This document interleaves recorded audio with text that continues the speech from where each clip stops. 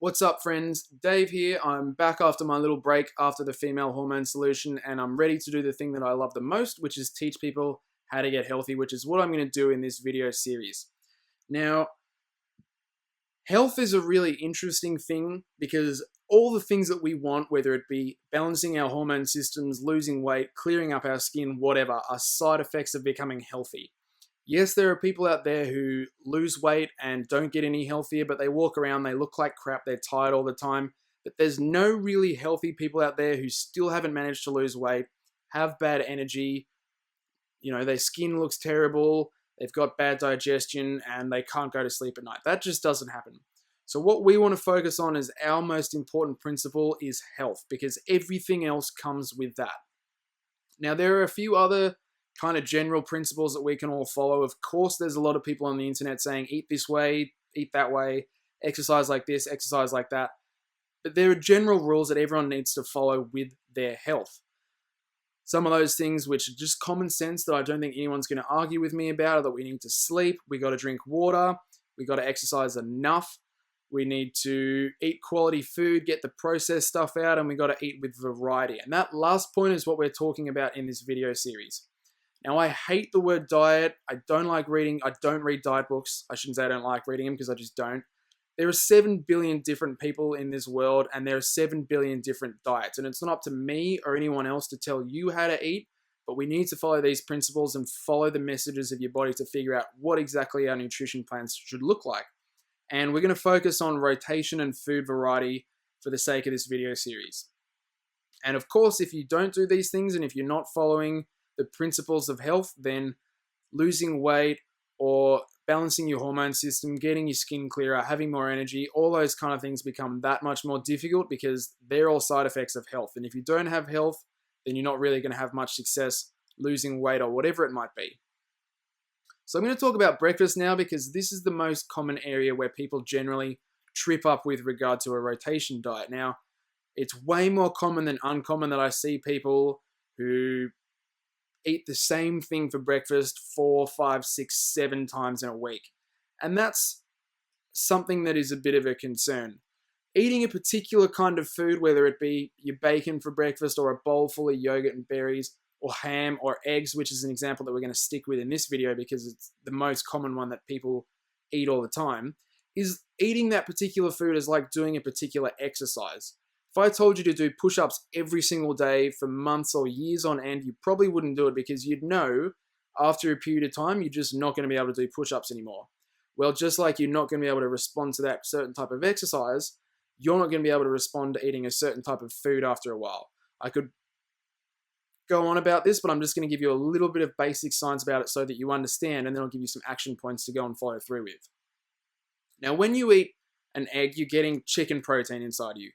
Now, there's no cells, no parts of the human body that are made up of chicken protein.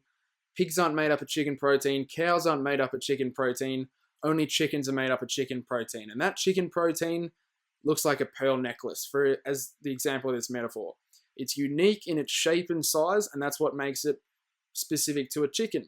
What the body has to do is go and break it down into individual pearls so that they can be used. It can get this particular pearl and say, this is a peptide that I can use to recover from yesterday's workout, or I can use this particular part of that chicken protein to help me with detoxification. I can use this particular part of the chicken cell or the chicken protein to go and make eye cells, whatever it might be. The chicken protein gets broken down and then we can rebuild those specific parts into things that look like us and then use them. And they go into the bloodstream. The problem is that if you do push-ups every single day, you don't recover from them. If you eat that particular type of food, the egg, every single day, you won't recover from it. So instead of this pearl necklace getting broken down into individual pearls and they get put in your blood, the whole pearl necklace is going to go into your blood.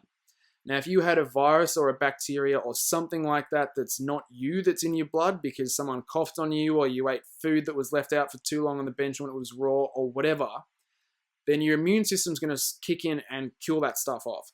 Same thing happens when you got the chicken protein going into your blood.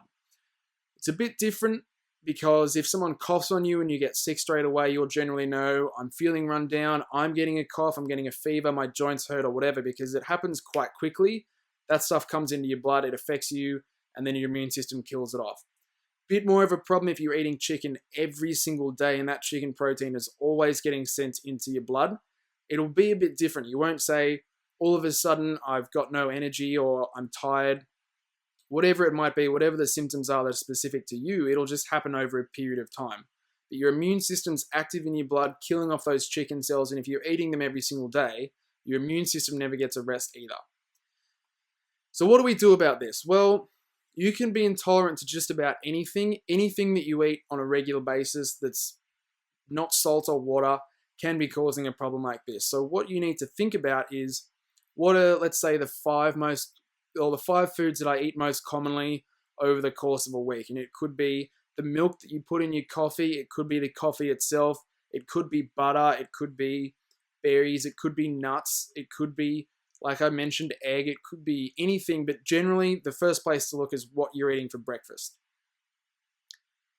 Now this is where it gets interesting, because I'm going to say take those 5 most common foods out of your diet, and if that makes you nervous, then that's a pretty good example or a pretty good indicator that you've got a food intolerance. We generally crave or we're addicted to the foods that we're most intolerant to. So if you're sitting there thinking, if I don't eat my eggs, what am I going to eat? I can't imagine life without pasta or bread, or if you eat nuts for lunch every single day, you might be thinking, well, I don't know what I'm going to eat if I don't have those. That's a really good sign that this is the first place for you to start to get healthy, so that you can go and work on your weight loss or whatever it might be. We take those foods out, and of course, because you shouldn't trust anything that I say, you need to go and test this for yourself first.